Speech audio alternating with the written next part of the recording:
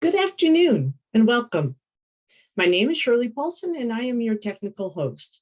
Thank you for joining us today for our webinar on emergency management best practices. If you are having trouble hearing, please click on the bottom left where you see the microphone. Click the up arrow where you can select audio controls. Although your microphone is not enabled, you can ask questions at any time through the Q&A icon. Thank you to those of you who have pre-submitted your questions as well. Please use the comment section to chat with other attendees, provide your thoughts, and let us know where you're from. We will invite our panel to respond to as many questions as we can during today's session. Our moderator today is Lisa McGuire, founder and CEO of the Manufacturing Safety Alliance of BC. Welcome, Lisa. Thank you, everyone, for joining in today on such an important and timely topic. Before I begin, I'd like to acknowledge that I'm speaking to you on the unceded territories of the Stolo people, part of the Coast Salish region of southwestern British Columbia. For those who don't know us, the Manufacturing Safety Alliance of BC is a not-for-profit health and safety association serving manufacturers and food processors. Please call on us to answer your health and safety questions to keep your workers safe. Please also visit our website for safety training and resources or information on the Occupational Safety Standard of Excellence, our core certification for the manufacturing industry. As we enter a state of flood watch in many regions of the province, the timing of this discussion could not be better. Emergency management is about preparation and execution. Have you done the work to prepare? Do you have a plan in place to react? And have you rehearsed it? It will take years for many British Columbian businesses, residents, and municipalities to recover from the 2021 fire and flood season. And with the climate change breaking historic records more regularly, know that these type of events are becoming more common in every part of the world. In the aftermath, we've asked Mayor Spencer Coyne and Boundary Silmakameen MLA and Parliamentary Secretary for Rural Development, Rolly Russell, to share their insights into how provincial and municipal teams responded and their takeaways for employers in your planning for future emergencies. By way of introduction, can I ask each of you to share a brief introduction to your roles and how this topic resonates with you? Rolly, beginning with you. Welcome. Thanks very much, Lisa. Appreciate it. And greetings, everybody. I'm joining you all today from the traditional territory of the Insukshun-speaking people here in Grand Forks. And yeah, pleasure to be here. Very briefly, as Lisa pointed out, my role with the government is as Parliamentary Secretary for Rural Development, which is a role that I'm really pleased to have the honor to get to fulfill on behalf of rural communities. This is certainly a passion of mine and has been for some time in terms of the world of economic development, particularly community-led economic development in our rural communities. And I'm also the MLA for Boundary Similkameen, which is that stretch from the east side of Manning Park through the Similkameen Valley, Princeton, and Karamias, Costin, through the South Okanagan, Oliver and Asuyus, OK Falls, Kaleden, and then over into the Boundary Country. So that's Grand Forks, Rock Creek, Midway, Christina Lake. So yeah, pleasure to be here. Thank you.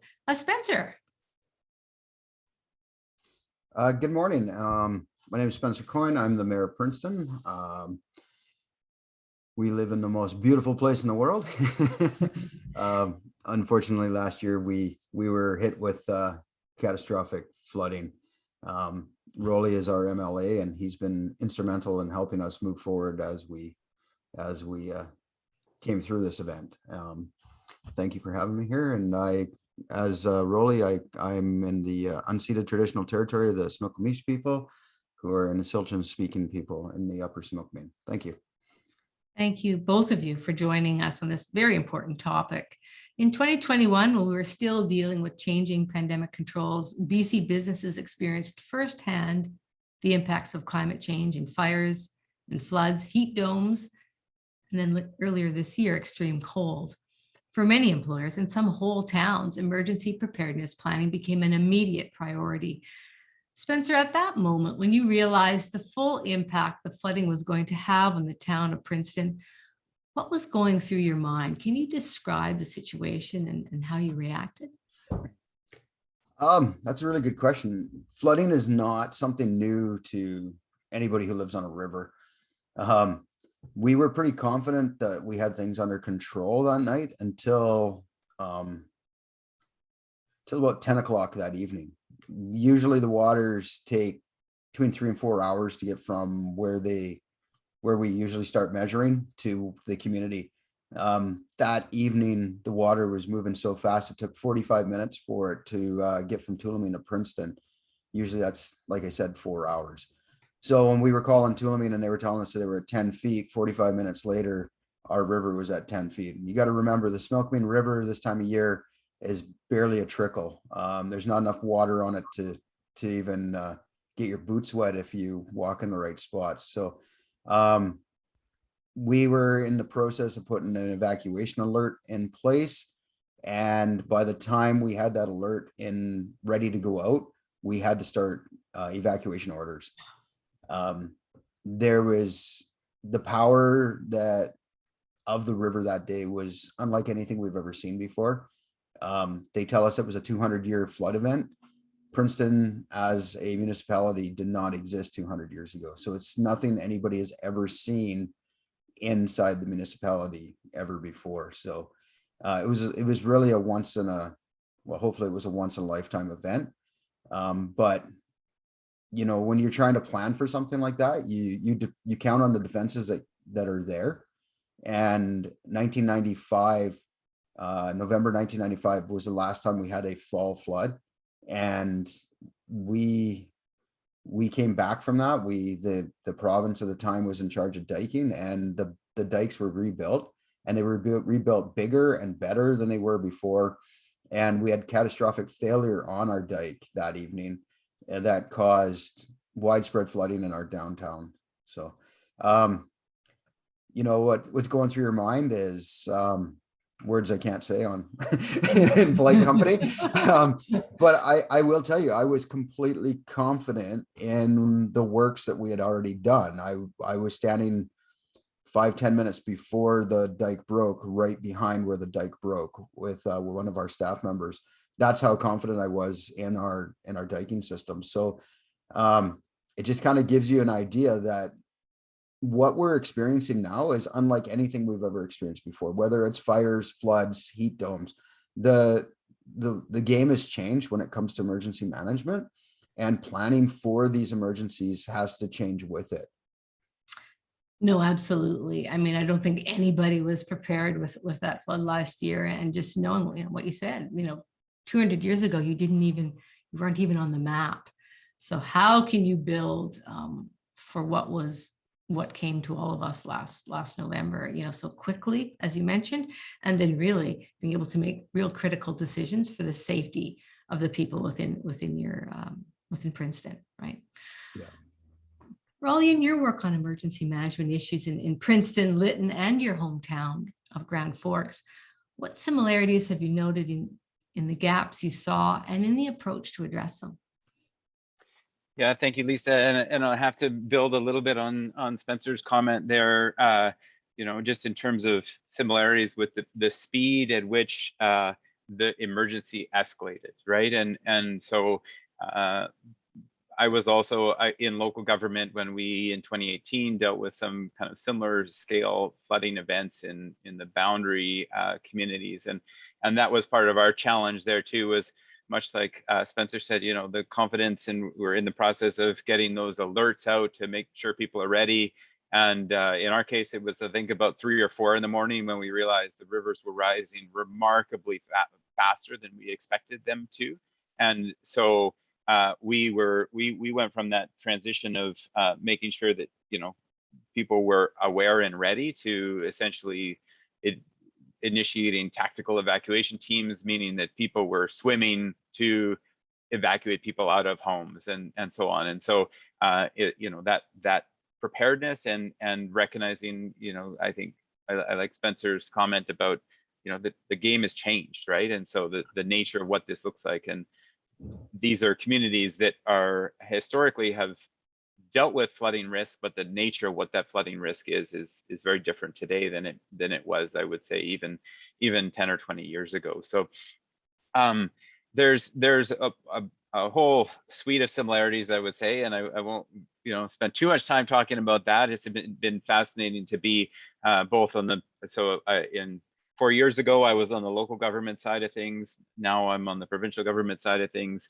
and in an opportunity to help communities like Princeton. And Spencer and I, we've had our times joking that we were spending more time on the phone with one another than anybody else in our immediate families. But there's a huge value there, and again, in having lived through a very similar experience, and like you say, Lisa, also helping Lytton. So my role, the Premier asked myself and our Parliamentary Secretary for Emergency Preparedness to help be the liaisons for Lytton local government, particularly in terms of helping them navigate their challenges with the fires. And so many kind of overlaps, I would say. One of the things that I think is relevant probably for this conversation is the similarities around the value in community-led recovery. So we talk about disasters, and response, I think, is something that we do very well. So that's, getting our first responders out there, whatever that disaster may be. It's going to look a little different, but I'm very proud of our local and provincial teams in terms of how they navigate that side of the equation. I think the more interesting piece in terms of lots of room for improvement, and we're learning a lot in each of these years, is around that recovery. And one of those pieces is, it's only been the last few years for us in the Boundary. When we went through our flood, we kind of came to a decision point where it was, do we bring in outside support to help solve these problems in the community, or do we kind of lean on our local teams, local leaders a little more to help navigate that? And so that piece around the value of community-led recovery, which is something that the provincial government certainly supports as best we can, that's a similarity that I think is really valuable, right? So we see the nature of solutions for what Princeton needs, for example, are going to be very different than the nature of what Lytton needs or what Merritt needs. And so it's making sure that we have a good relationship and an ability to support that local community with what they are identifying they need. So yeah, I'll maybe leave it at that for now. Yeah, no, absolutely. It's looking at understanding and educating the community on what are the risks in the areas, and how can we work together to, understand in the incident of having a potential disaster in the future, what does that look like with the risks that are present in the area that you live? Like if you're close to a river, what do you need to prepare for? And the more prepared we are as communities, the more effective we can be when we do have difficult circumstances like what has happened last fall. So Spencer, obviously your first priority had to be meeting the basic needs of your residents for housing and support. Can you talk about the impact of the flood on the businesses in the region in those early days and beyond? Yeah, right off the bat. So before the flood actually started happening in our community, the highway system got shut off around us, making Princeton the only transportation link to and from the Lower Mainland. That put an immense amount of pressure on our local economy. Not saying it's not good to have a lot of people come through your town, but combination of that with the actual emergency compounded everything. So the night before or during the afternoon, everybody was going through town. So our restaurants were busy. Our grocery store had extra pressure on it. And you think automatically everybody who's driving through town is going to stop at a restaurant to eat. They don't. They go to your grocery store, and the first thing they grab are, fruits, vegetables, bread, stuff to make sandwiches, all that kind of perishables that you're just going to grab and go. So then the flood happens. That's a Sunday night. Monday morning, we're cut off from the rest of the world. our grocery store is deplenished, and our restaurants have almost no supplies left.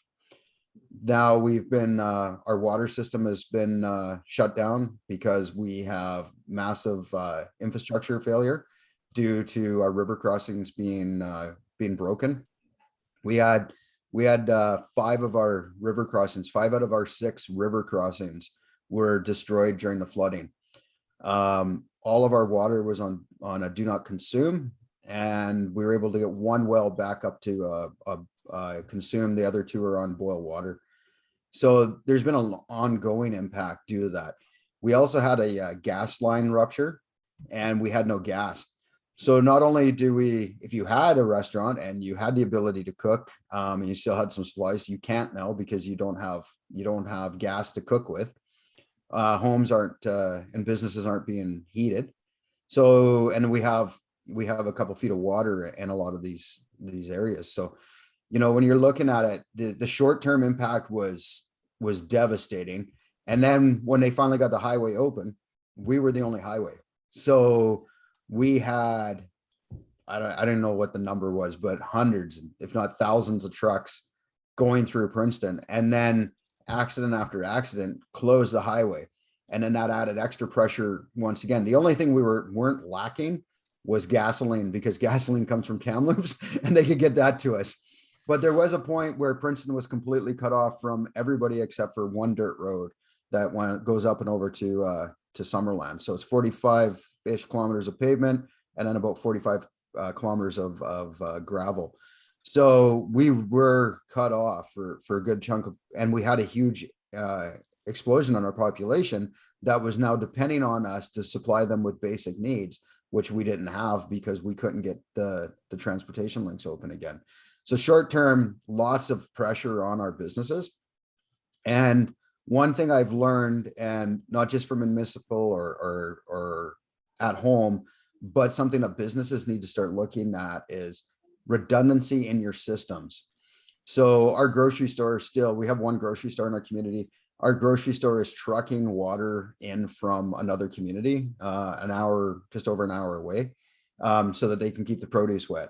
We need to start looking at how do we make our businesses more redundant? So if there are catastrophic system failures, how am I isolated from that failure so that my business can still stay open? We do it through the municipality. Sometimes we do it at home. We look at backup generators and everything, but I don't think from a business point, like I've managed businesses most of my life, that's never something that came to my mind was, what if we have a power outage? We just think, well, we'll have to do it by pen and paper and do it the old way. But what if that power outage or that gas system is not there? How am I going to keep my business from freezing up? How am I going to keep my store from freezing up? And then when we don't have supply lines, how am I going to stay open? Those are things we don't think about. We don't warehouse, for the most part, most of us don't warehouse anymore. So that's a huge barrier to being able to stay in business and keep our doors open.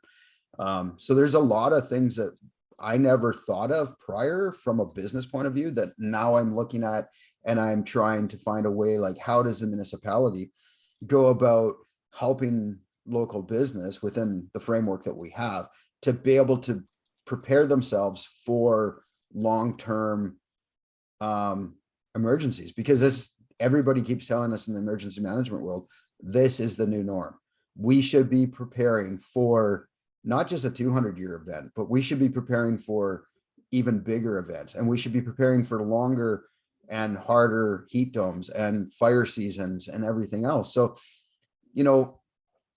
we've been hit, and I mean, everybody has been. We were hit with COVID to start with. We had forest fires that cut off transportation links. Again, we had fires that the smoke just cripples our tourism industry. The heat dome, it puts a huge stress on your systems, and then the flooding on top of it. We've had a good solid couple of years of emergency after emergency after emergency that we're dealing with, and we are pretty resilient and that as a society. But I've also seen businesses suffer because of that. because the power bill goes up because you're trying to run your air conditioning nonstop. You're trying to keep your, you're trying to keep your lights on, and it's hard, right? So when we start thinking, and from the business side of things, we need to start looking at emergency management plans for our businesses that go farther than where's our rally point outside of the building for in case of a fire. How is my business going to be able to survive the next flood, fire, heat dome, or whatever else nature wants to throw at us? And how do I fund that, right? So these are all things that I've realized that we need to start doing, and something I never thought of before this past year. No, absolutely. I mean, redundancies are critical now into the new normal. As you mentioned, I mean, we can no longer assume that roads will be there, in the event something significant happens that removes a supply chain route that is critical to businesses. We know what happens. I mean, we saw that in Chilliwack as well, where the shelves were emptied, virtually overnight. And it was really human behavior on, panic, setting in to be able to protect ourselves from, potentially not having things like food and, like you mentioned, water, which of course businesses work through and continue to work through, as you mentioned, with some of those substantive infrastructure gaps that exist, like fresh water, right? Water, dependable water. Raleigh, I understand that one of the drivers for you to get into politics was the impact of the horrific flooding in Grand Forks in 2018. What did you take away from that experience that colors your approach to emergency management and disaster recovery? Good question, and you're certainly correct. And having lived through that experience in 2018 and just seeing how devastated the community was, and identifying various kind of opportunities to improve the system, that was certainly part of the drive for me to want to get into provincial government, realizing that in so many of those situations, as Princeton and Spencer is now, as well as a number of our other communities, sitting kind of on, across the table from the provincial government, trying to navigate how to do this for our communities is it went very well, I think, on the whole for us, but that was certainly part of that inspiration to get me to put my hand up for provincial government. And so I would say, for the purposes of this conversation, there was two of those kind of elements of emergency management that, and particularly, like you say, disaster recovery, that stuck out to me. And one of which is recognizing, again, as Spencer was just kind of alluding to, is that part of that, the nature of how we navigate through these systems. And historically, we've had a very response-focused investment, right? So we've been heavily invested in making sure we respond well, which we do well. But the other pillars of disaster management are that preparedness and mitigation piece, which is always a challenge, and then there's the response, and then there's recovery, and those other three, I think, weren't getting potentially the attention that they needed to. And so and I was frankly impressed with the province. Around the same time that we were going through our flooding, the province had adopted something called the Sendai Framework, which is a global kind of framework and consensus around shifting that lens from response to things like disaster risk reduction, which even just that nature of it, and I think about that for some of the participants today too, like, think about the landscape that you're operating in and figure out how you're reducing that disaster risk. It's not necessarily just how you're going to respond well, but how are you reducing the risk to your operations in general. And part of that same kind of disaster risk reduction, that Sendai framework, also has a clear kind of scope of responsibility in terms of shared responsibility across all the stakeholders and all the participants. And I think that's an important recognition as well for us. So all the way from the federal government, provincial government, right, and obviously local governments, right down to the individuals. So, in terms of being prepared and identifying, making sure that you're well positioned in all four of those pillars of recovery. The other side of things that I would say, Yeah, well, and even in that, for example, I would use our regional district operations. And at that point, when we got into our floods in 2018, we had been through, I think, 4 successive years probably of active emergency operations. And so by the time we got to our flood responses, our business continuity planning was such that we were actually in a good position to continue the basic operations of the regional district, and not let those get overwhelmed by our emergency activation, because we'd learned from experience to make sure that was happening.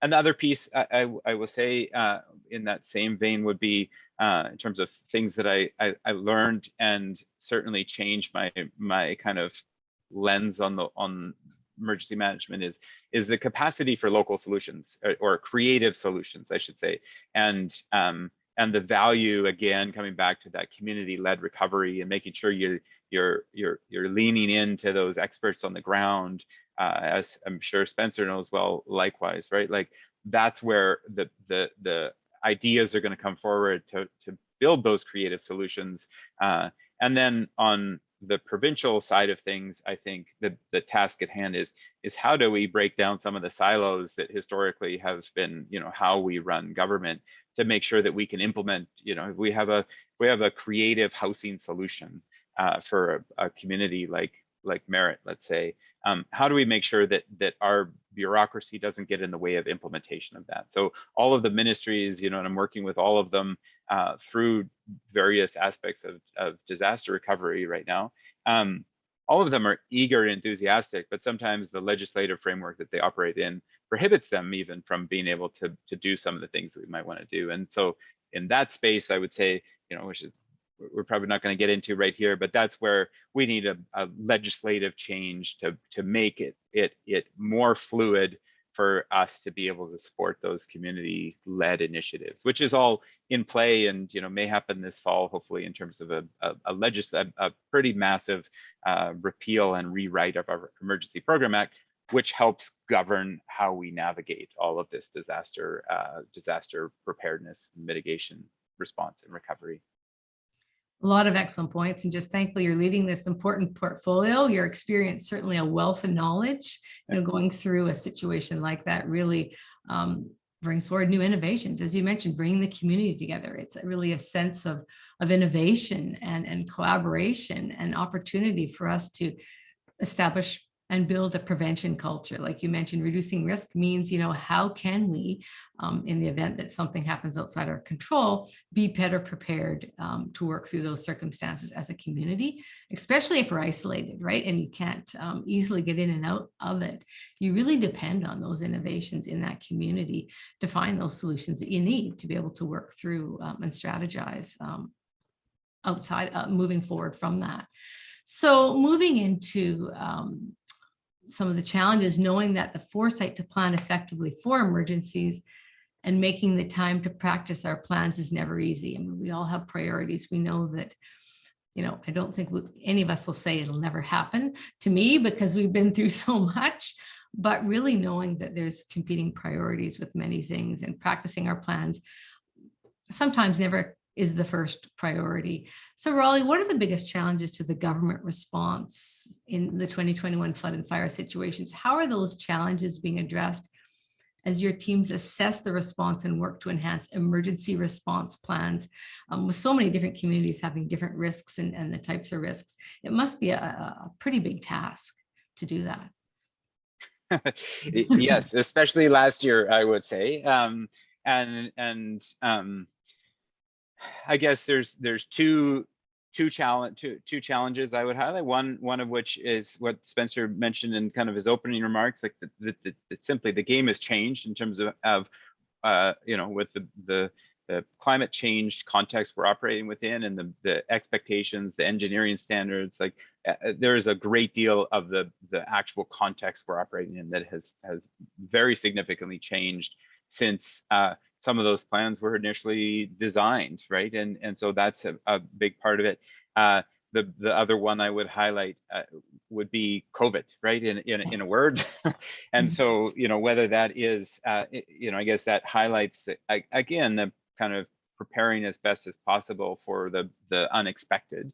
in terms of designing emergency plans or business continuity planning with a recognition that there may well be overlapping crises that you're dealing with simultaneously. And so Spencer had the example there of navigating a flood, and then at the same time as trying to solve that problem for a community, also dealing with the fact that we have rerouted all of our commercial transportation carriers all through that one community, right? So issues like that for us, is being on the phone with Minister Dix, trying to talk through, what does it look like in the fires of last year to try to evacuate long-term care homes and acute care centers, for example, out of areas of fire risk in the interior, when we're dealing with all of that in the context of COVID. Hard enough challenges, we're dealing with one disaster, one crisis,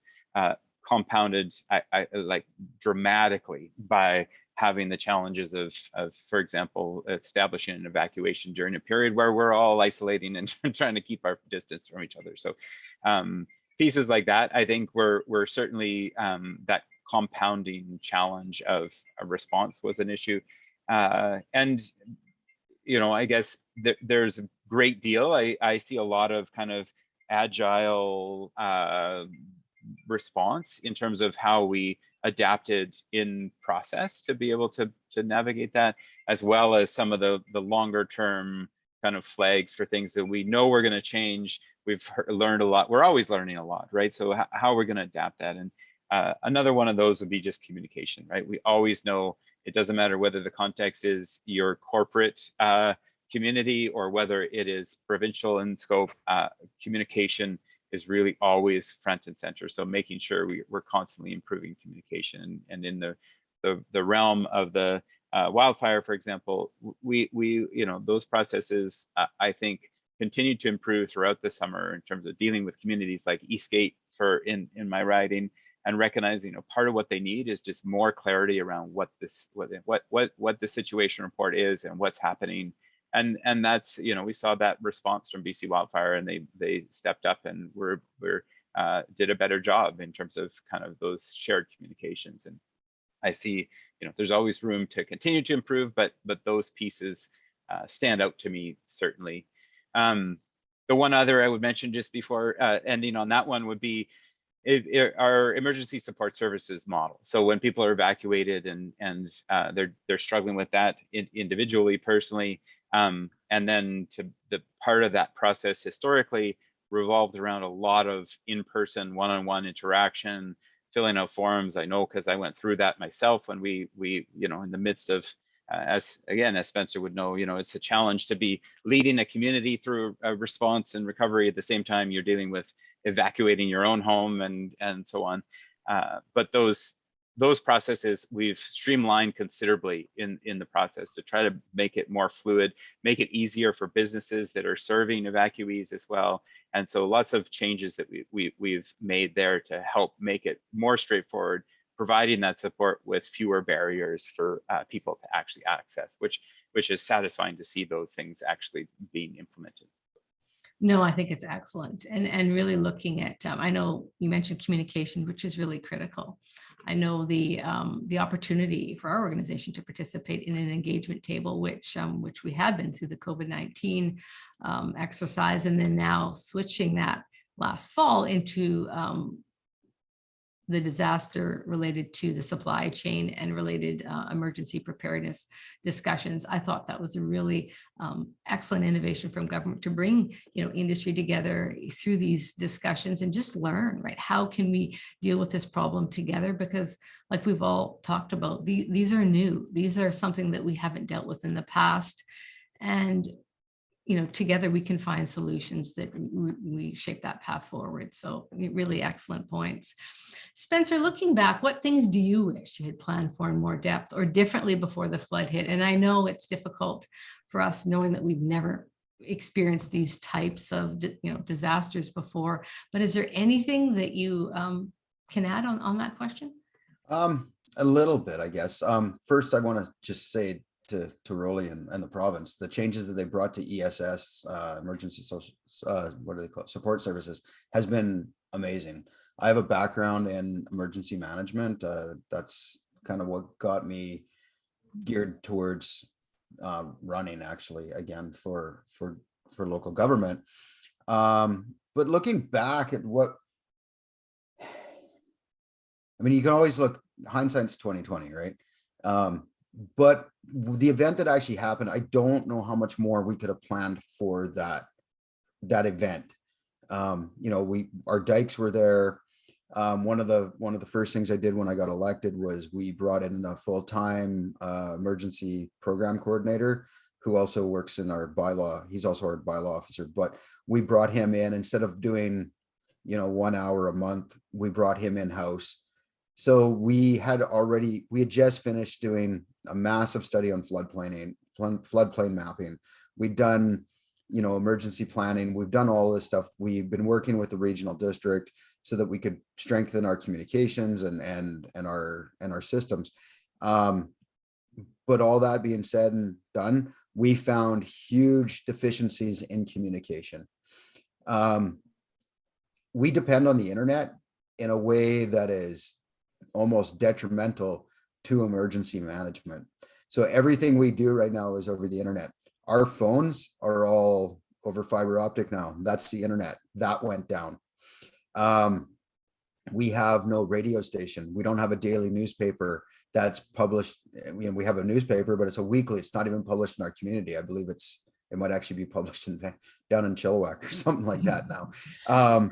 So we had issues trying to get real-time information to residents. So looking back, the previous Minister of Municipal Affairs, we were discussing this, and one of the things that I'd like to see happen is local municipalities be given a broadcasting license so that we had our own radio station, so that when these things happen, we can automatically start broadcasting over this system to get information out.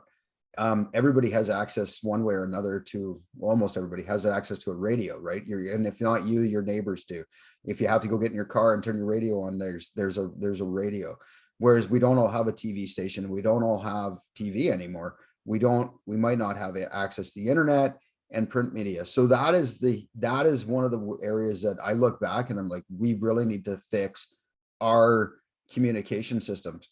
We also just did a tabletop exercise with the regional district. And one of the things that came up there again was the lack of communication, because Princeton itself might have, cell service or internet. But the minute you step outside of our municipal boundaries, you get into a situation where you have areas that don't have access to internet. You have areas that don't have access to cell phone coverage. And if the phone line is down, you don't have a way to communicate with each other unless you're using a two-way radio. And the two-way radios only go so far. So you got to use the repeater system, or you have to get a hold of dispatch out of Kelowna to try to get that information to another fire department, who then has to get that out. Rolly brought up Eastgate. Eastgate has an amazing telephone system out there where they have a phone tree and they can get information out faster than I believe I would probably say any community in Canada. They can pass information along almost instantly. They also have two-way radio systems in their community. So these are areas that we really need to look at. And I know when we're looking at sitting at a table and we're saying, how do we better ourselves as a team? Communication is probably the number one priority for us. But overall, I mean, could we turn around and go, yeah, I wish the dikes were higher. I wish they were stronger. I wish, we had better road systems. I wish we had all that stuff. We could do that all day long. But it's not the lessons that I think we need to learn from. I think we need to learn from where our real weaknesses were. We had a dike, we had our dike assessments done. We had our floodplain mapping done. We just finished it's literally the studies like that big on our floodplain mapping for our valley. So, we did a very comprehensive, we're redoing that now, thanks to the generous funding of the province. They just give us another $100 million or $100,000, $100 million, I wish, $100,000 to redo that study, because all the data that we have is now worthless, and we're starting over. But there, I could find blame, but I don't want to. And I don't want to because I don't think anybody could have been prepared.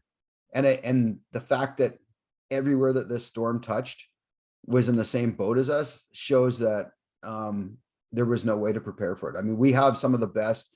I will put my emergency management team up against any emergency management team in the world, and I'll stand behind them. And the fact that we were taken off guard and the regional district was taken off guard, and entire communities were wiped from the map over this, really shows that looking back and saying what could we have done differently to prevent this, I think you'd have to go back to the industrial age and start changing things there, because what we're facing right now is not something that we could have predicted.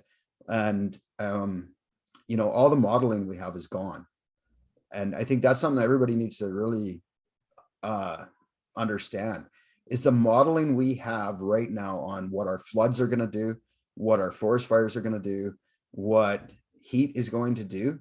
We're reinventing that every single day right now. You talk to people who have fought forest fires all their lives, and they will tell you the fires that they are fighting today are not the same fires that they were fighting even 20 years ago. They are faster, they are hotter, they are a different beast. The floods that we're seeing now are not the same floods that we have traditionally, lived with. Some of the earliest records of settlement in Princeton, Susan Allison has records of Princeton flooding. Like Princeton floods, it's not something that we're not expecting to happen here. And that's why we have dikes. That's why we have, things the way we have them. But the way that they are happening is different. So, it's a hard one. It's a real hard question. I mean, we do it all the time. Like we sit with our team and we say, what could we have done differently? Where could we have done, response time maybe could have been quicker. It was Sunday night. It was the middle of the night on Sunday night, going into Monday. It's hard to say where we could have. I mean, we always could have done better, but what could we have changed to make sure that never happened? I don't think anybody could give you an answer on that. No, I mean, there's a lot of great points, you've made, Spencer, the importance of communication, how quickly can we get information to people, really critical. I mean, we've worked through that as an organization supporting an industry, knowing how important getting that information to people is, because without that, they're left just wondering what to do, how to do it, and what is happening around them where they don't have that important piece of information. So yes, absolutely agree with you. The state of these changes are unprecedented in terms of the disasters that we're experiencing, and we have to forecast differently now, looking at what do we predict could happen, even though it's never happened in the past. That's not a good road mark anymore. We have to look at, what can the environment change to, and what is that potential impact to prevent those risks to our communities and our businesses. So I'm going to move into the Q&A just because I know there's questions coming in and I really want to get to them. So the first question, really looking at you, Rolly, what would you suggest employers do to be ready to deal with an emergency situation that is happening much faster than anyone may have expected? What steps can we take today to help us react more effectively and panic less when we're in the thick of a very serious situation? Any thoughts? Well, even the fact that the question is being asked is a great start, I would say. Prior to coming into provincial government, I also was on the board and the chair of our local credit union. And I think in that situation, we had really seen firsthand the risk that disasters could pose on our operations, and some of that for our own operations, some of that for our fellow financial institutions around the province and the country. And so we knew to ask that question as well, I guess, is really what it comes down to. So that I'm sincere in the fact that knowing that you are asking the question is a big first step, right? Is recognition that it is important that you go through some process of business continuity planning, right? So that you are actually prepared. And in our situation, we made sure that we actually we did what we called tabletop exercises, right? So we had a business continuity plan, but we made sure it actually made sense. And I've heard of other businesses, for example, that do that. So they have their business continuity plan, they bring everybody together, to kind of work through that plan, but then they make sure that there's somebody there challenging their kind of assumptions, right? So it's to say, okay, if hypothetically we're doing this, it's 9 o'clock on a Sunday and you're in your pajamas reading the paper and you get a call, and this is what you're dealing with, and you can't go into the office because the office has been somehow rendered inaccessible. And do you have the phone numbers for the people to call? Do you know, as Spencer pointed out, if communication lines go down, how are you going to actually do that? So really pushing those business continuity plans to make sure that they actually are going to guide you in that situation. And then ideally you have the confidence to deal with that in a meaningful way without some of that added anxiety of not understanding. So, in one of our fires in Rock Creek, pretty devastating fire, burned a number of homes back in 2015, we had our fiber optic cables cut.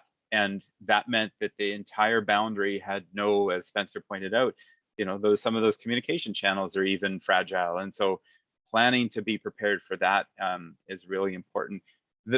I think, again, just like making sure that plan actually is going to be functional for those situations that you can't expect, because it's important to plan in disaster work, I would say, for the unexpected. And the one other piece I would highlight that is hard to potentially prepare for, but important to think about, is the nature of factoring in that your employees and even your management team may be suffering from the same impacts of the same disaster, right? So if we, in our case, if you've got a suite of employees and half of them are under evacuation and don't know where their kids are, you're not going to be asking them to try to continue to work effectively. So making sure you plan around that kind of psychosocial support for your employee team, to understand, okay, we need to recognize that anybody that has kids right now, they have to go find their kids, get that all sorted, and then maybe tomorrow they might be able to be back, to be able to help get the operation back up and running. And then another part of it is obviously triaging which elements of your business operations really are vital. So what do you need to continue? What can you postpone? What could you shut down for a week while you get your feedback onto you? And then, of course, where are you if you can't get back into your headquarters, your main offices, your plants, can you set up a remote operation that at least can deliver the kind of core maintenance functions of the business? And so yeah, I could talk about that at length because I love that stuff, but I'll leave it at that. Yeah, I love your passion. Really, it just just ebbs through. But yeah, absolutely. Contingency planning, essential. Practicing those plans, essential, so that you can make sure you improve them, right? We know that we learn something every time we practice them, and that's really important. And also knowing that there's a business impact, but there's also an individual employee impact. There are individuals and families in the same crisis as the business is. So we have to respect that and communicate and recognize that in our communications. So excellent point. Moving on to another question. I want to get to as many as I can. Spencer, with yet another flood watch, what things are you considering today in Princeton? Excellent question. Yeah. So yeah, we are under flood watch right now. We've had crews on just about around the clock monitoring the river, just to try to stay on top of it. We're in constant communication with the communities upriver from us, mainly Tulameen. The fire chief up there watches the river and the lake pretty closely because her community has been impacted probably more severely than anybody per capita. So yeah, we're doing that. We got lucky. We had the military come in and help put in temporary works in November after the flood, and we added 3 feet on top of our diking system and temporary works. So we've left those in place, and we're going to leave those in place until we know for sure that things are going to be okay. We've also hired an engineer, and the engineers are looking at our diking system right now to see what we need to change. That's not a short-term fix, but that's a long-term, because we are preparing for what's the worst and what we need to do. So we're looking at everything in that study. So that'll tell us what the future of our river needs to look like through our community and how we deal with that. And, as Rolly can tell us, I mean, in Grand Forks, they had to widen the river and change it a bit. So, we're waiting for that report to say exactly what needs to happen, but it sounds like that's something that might have to happen down the road, which is a whole nother conversation for another day. But yeah, we have crews on, we're monitoring closely. We've tomorrow we're having a sandbagging get together. We brought a sandbagger in. EMBC was approved our funding for that, and we've brought in sand, so we're going to start sandbagging, try to get a bunch of pallets of sandbags in place and whatnot. So it's funny, the flood, there's only so much you can do to prepare for a flood. Most of our planning is paper planning, because you plan evacuation routes, you plan where people are going to go, you have your ESS team call in to make sure there's rooms either locally or in surrounding communities, so that if we do have to evacuate, you can move people to there. But realistically, we can put as many sandbags up as we want. At some point, the groundwater becomes too saturated, and then the river will always find a way to come up. No matter how much we try to contain it, it will find places to go. So that's a major one, right? We have plans to plug storm drains if we have to. So we'll put tarps and whatnot down, and then we'll dump sand on top of them, so we don't plug the storm drains, but we will block them off so the river can't come up through the storm drains as well. So we've got all those plans in place, and we're just waiting and watching. So excellent. Well, and that's great to know that you have those barriers still in place from last fall. So excellent. And that you're preparing for even more with sandbags and such. So thank you. Rolly, how do employers and businesses fit into the community-led recovery model, and what can we do to prepare better to support in that situation? So a great question, and even part of the challenge, I think, for some local governments is identifying what is defined as critical infrastructure, which is an important definition for us in our communities when we deal with disaster response and recovery, because we have some additional abilities that local government is granted to help support that critical infrastructure.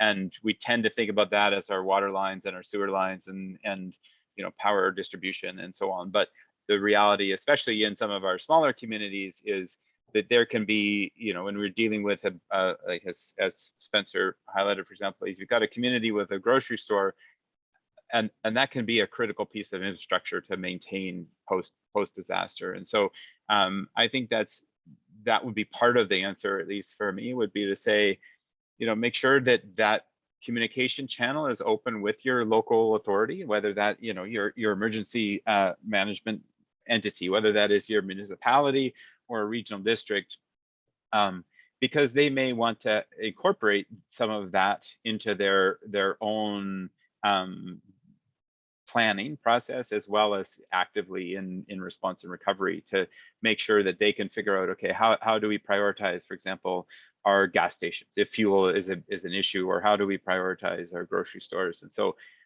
it's making sure that there is a point of contact there with the local authorities that are gonna, when we hear about these local states of emergencies that are declared, really at the heart of it, that's part of what that process allows for. It allows for local governments, when they declare a state of emergency, or the provincial government for that matter, it allows them to have a little more authority to help manage and supply, manage and control some of those operations. So that would be the first step, I would say, is reach out to those people locally to make sure that the connection is there, the relationship is there. Make sure in your own business continuity planning, you have the phone numbers and the names of the people who it makes sense to be able to connect with there. And then certainly, again, on the more kind of broadly, like the community service side of things, we see post-disaster typically, communities really pull together, and there's an enormous amount of support back and forth to help provide the services. And that's going to look very different in different communities, but it certainly leans on local businesses that have the capacity post-disaster to be able to help. And that could range from actually providing their regular line of service, whatever that might be, whether that's finance, whether that is food, whether that is something else, or it might be stepping into a different role, right? And so we see in some cases businesses that are pivoting their model to actually help provide another gap in service delivery that the community needs in some way. So hopefully that answers that to some degree. Absolutely. Making sure you diarize who those key contacts are in your community, and then planning in the event something does happen, you have them in your book already and have a process around that, right? Which is critical. Yeah. Aligned to that question for you, Spencer, is, in your community, are you seeing businesses partner and work together to address resource mobilization, warehousing, or other gaps and build the redundancy you talked about? Yeah, we have an amazing community here. So during the flooding and that, we have Copper Mountain Mine, we have Warehouser, and they have been instrumental in all of our emergency operations as of late. Warehouser's always been a really good partner. Now that Copper Mountain Mine is back up and running, they're helping as well. So we have stakeholder meetings during events, so that way all the major industry players are at the same table as us and getting the same information, so that they can make not only strategic planning for themselves, but they can assist where their expertise are. So when we needed to fix our dike, it was Copper Mountain Mine that provided us with the rock. It was Warehouser that got us a contractor.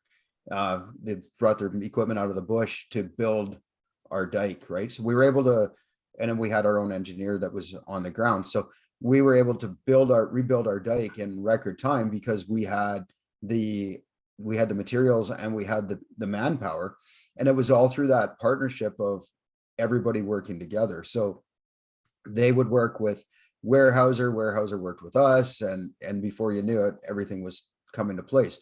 Copper Mountain Mine even brought in, pumps if we were going to have to end up pumping water out of the town and back into the river. So they brought pumps from Eastern Canada into the community so that we could do that. And Warehouser did similar things for residents and that. But overall, the community, our key industry players work together when it comes to how are we going to protect, because it's their workforce, right? It's not just the town, it's their workforce. Those are those people. They're all part of our community. And as a small community, we feel it more, I think, than say some larger centers, because you can be in a big place and you might never meet those people. But here, there was no business, there was no industry that wasn't directly impacted one way or another by the emergencies, right? Even the fires, they cut off roads, they put the mine at risk. Everybody was at the table saying, what can we do and who can we help? So that's just the way it has to be. And so we're lucky that way. Like when we come together, it's all of us at the same table so that we can help each other. And that's a big part of our emergency management. And that goes back to what Rolly was saying about that local aspect of it, compared to just having we have a provincial framework, but what happens here isn't necessarily going to work downtown Kelowna, right? Because we have a different culture and a different way of dealing with things than say downtown Kelowna would. So we work that way here. So yeah, business works hand in hand with each other. They put aside whatever they have to put aside and they just get work done. No, that's wonderful. And thank you to both of you. We're going to have to stop here, but really appreciate your insight. We're privileged to have you with us, and appreciate your participation on how we can better prepare for emergencies and how each of us has an opportunity and role to play when we're faced with these circumstances. If there are any emergency templates that you can share with us, Rolly and Spencer, please do, because we will circulate that in the information we send out to all of our participants here today and those that watch the webinar in the future. To everyone in the audience, thank you. If we didn't get to your question, we'll do our best to respond in the follow-up.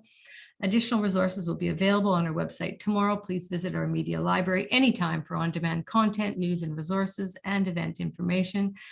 We're excited to see many of you at the 2022 Safety Pinnacle Awards on June 16th to celebrate the OHS successes leading organizations have achieved over the past year.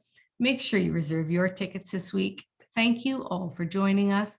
Please check your inbox for a survey link to share your feedback and suggestions to help us improve future webinars. We'll email you tomorrow with a link to the recorded webinar, slides, and related resources. Thanks again, and take care.